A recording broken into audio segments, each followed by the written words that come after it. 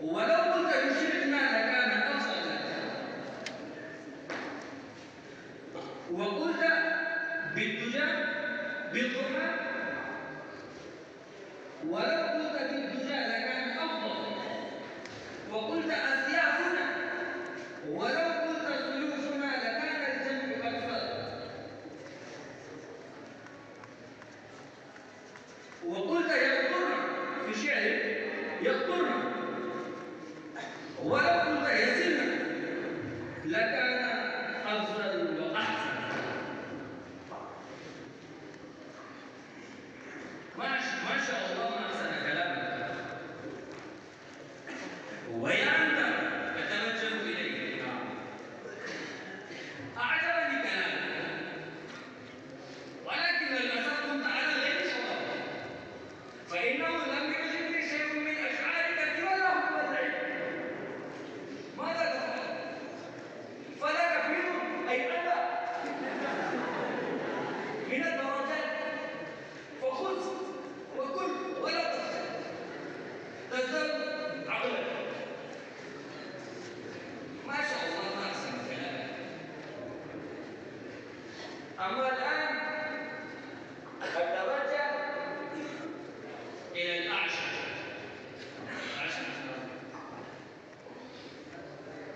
ما أحسن كلامك، ومما هو جدير بالذكر أنك أنشدت القصيدة بصوت رخيم حلو مريح مما تضاعف به مثل الأشعار.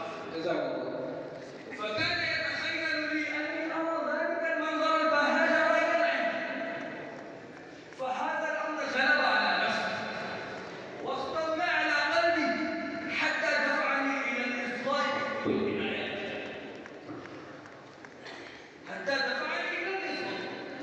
بكل العناية.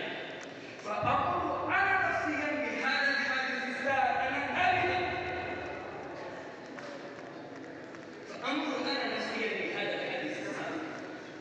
فأحكم بتقدمك والتفوق. جزاك الله خير جزاك في هذا التساؤل على خصمين في هذا المجال.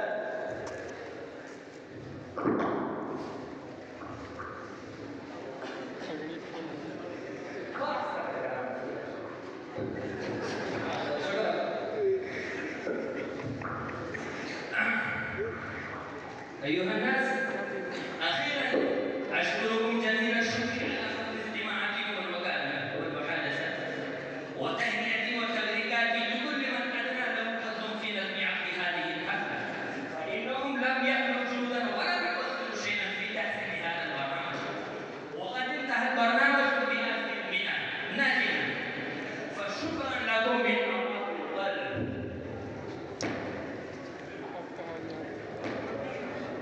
محدث هذا قريب بعدين بس بدور